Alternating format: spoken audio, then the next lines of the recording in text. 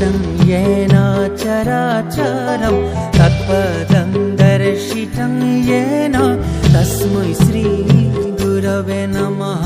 गुरवे नमः, गुरवे नमः।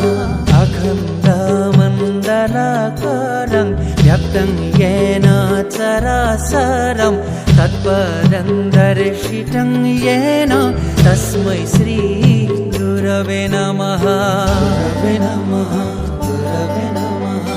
अखण्डमण्डलाकारं व्याप्तं येन चराचरं तत्पदं दर्शितं येन तस्मै श्री गुरवे नमः।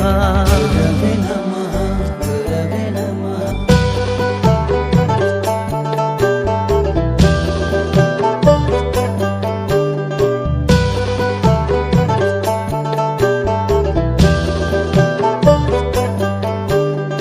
गुरु ब्रह्मा गुरु विष्णु गुरुदेवो महेश्वर गुरु साक्षात् परं ब्रह्म तस्मै श्री गुरवे नमः।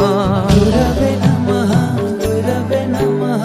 गुरु ब्रह्मा गुरु विष्णु गुरुदेवो महेश्वर गुरु साक्षात् परं ब्रह्म तस्मै श्री गुरवे नमः। गुरवे नमः, गुरवे नमः।